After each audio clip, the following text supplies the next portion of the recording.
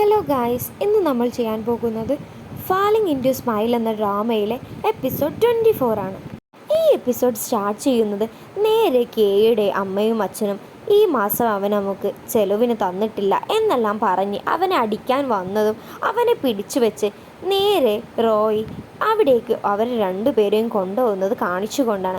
അവിടെ എത്തി അവർ ചോദിക്കുന്നുണ്ട്, അവൻ എന്താ ഞങ്ങൾക്ക് ഈ മാസം ശമ്പളം തരാത്തത്, അവനക്ക് എത്ര കിട്ടുന്നുണ്ട് എന്നെല്ലാം ചോദിക്കുമ്പോൾ അതൊന്നും എനിക്ക് പറയാൻ പറ്റില്ല എന്നെല്ലാം റോയ് പറയുന്നുണ്ട്. അതേസമയം കെ വന്ന് ഈ കാർഡിലുണ്ട് എല്ലാ പൈസയും, നിങ്ങൾക്ക് ഞാൻ മാസം മാസം തരാനായി കൂട്ടി വെച്ചതും എനിക്കൊരു വീട് വാങ്ങാനായി വെച്ച ക്യാഷും എല്ലാം ഇതിലുണ്ട്, ഇതെടുത്ത് നിങ്ങൾ ഇവിടെ നിന്ന് പോയിക്കോളൂ, ഇനി എന്നെ കാണാനായി വരികയോ വിളിക്കുകയോ ഒന്നും ചെയ്യരുത് എന്നെല്ലാം പറഞ്ഞിട്ടും ഒന്നും തന്നെ കേൾക്കാതെ നേരെ ആ കാർഡെടുത്ത് അമ്മ അച്ഛൻ്റെ പോക്കറ്റിലേക്ക് ഇട്ട് കൊടുക്കുന്നുണ്ട്. അവർക്കാണെങ്കിൽ അവനോട് ഒട്ടും സ്നേഹമില്ലായിരുന്നു, അവർക്ക് അവൻ്റെ ക്യാഷിനോടായിരുന്നു സ്നേഹം.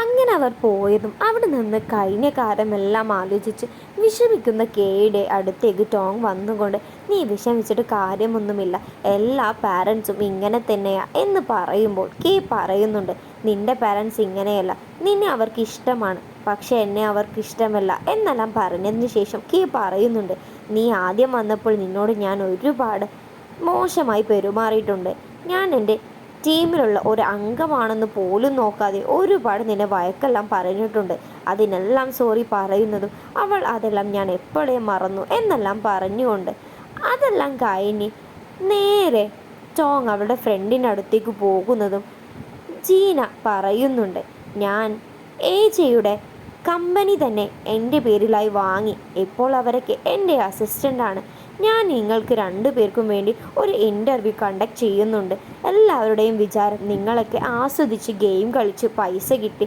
ജീവിക്കുകയാണെന്ന, പക്ഷെ നിങ്ങൾ ഇതിലേക്ക് എത്താനായി ഒരുപാട് കഷ്ടപ്പെട്ട കാര്യങ്ങൾ ആരും തന്നെ അറിഞ്ഞില്ല, അതെല്ലാവരും അറിയണം എന്നെല്ലാം പറഞ്ഞ് നീ ഇൻ്റർവ്യൂക്ക് വരണം എന്നെല്ലാം പറയുന്നുണ്ട്.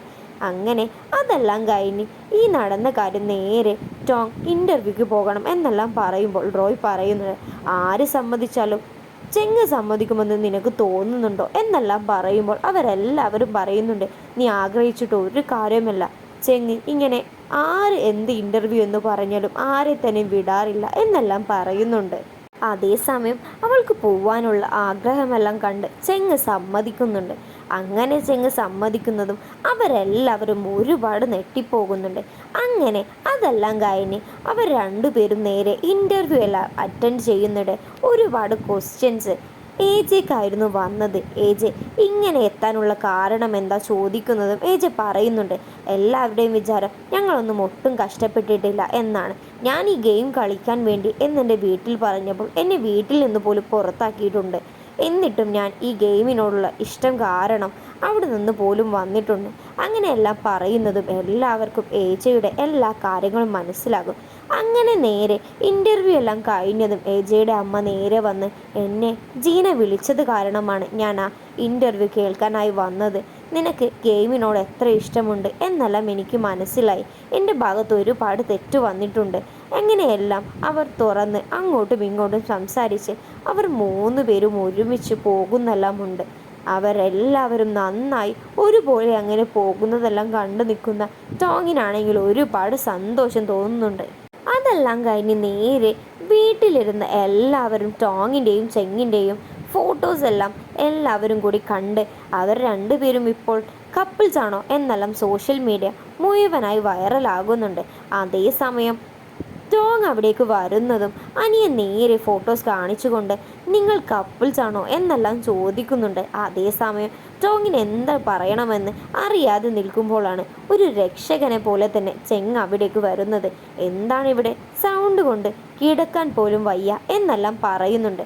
അതേസമയം അനിയൻ പറയുന്നുണ്ട്, നീ ടോങ്ങും തമ്മിൽ റിലേഷനിലാണോ എന്ന് നമുക്ക് സംശയമുണ്ട്, അതാണ് നീ പറയേണ്ടത് എന്ന് പറയുമ്പോൾ ചെങ്ങ് നേരെ ടോങ്ങിനെ നോക്കി, അതെ ഞങ്ങൾ റിലേഷനിലാണ്, എനിക്ക് അവളെ ഇഷ്ടമാണ് എന്നെല്ലാം പറയുന്നുണ്ട്. ഇതെല്ലാം കണ്ട അവരാണെങ്കിൽ ഒരുപാട് നെട്ടുന്നുണ്ട്. അങ്ങനെ പിറ്റേന്ന് അവർ നേരെ CK ടീമിലുള്ള ആളുകൾ ഗെയിം കാണാനായി പോകുന്നുണ്ട്. അതേസമയം ടോങ്ങിൻ്റെ കൂടെ ചെങ്ങിരിക്കുന്നത് കാണുന്ന എങ്ങനാണെങ്കിൽ ഒട്ടും തന്നെ ഇഷ്ടപ്പെടുന്നില്ല. അവന് കലി ഇളകുന്നുണ്ട്. അങ്ങനെ അവിടെ ഇരിക്കുന്ന കമൻട്രി ആണെങ്കിലോ ഇന്നലെ ടോങ്ങിനെയും ചെങ്ങിനെയും പറ്റി സോഷ്യൽ മീഡിയ ഒട്ടാകെ വൈറലായ കാര്യമെല്ലാം എടുത്തു പറയുന്നതും അവിടുത്തെ ക്യാമറമാൻ ആണെങ്കിൽ അവരെ രണ്ടുപേരെയും സൂം ചെയ്ത് ഫോക്കസ് ചെയ്ത് കാണിക്കുന്നുമുണ്ട്. അങ്ങനെ അവരെ അടുത്ത് കണ്ടതും യങ്ങിൻ്റെ ടീമിലുള്ള ഒരുത്തൻ അവർ രണ്ടുപേരും നല്ല മാച്ചാണല്ലോ എന്നെല്ലാം പറയുമ്പോൾ യങ് നേരെ ചൂടാകുന്നുണ്ട്. അതേസമയം ചെങ്ങ് നേരെ ടോങ്ങിനെ കിസ് ചെയ്യുന്നുണ്ട്. അങ്ങനെ എല്ലാവരും ഇതറിയട്ടെ എന്നുള്ള മട്ടിൽ.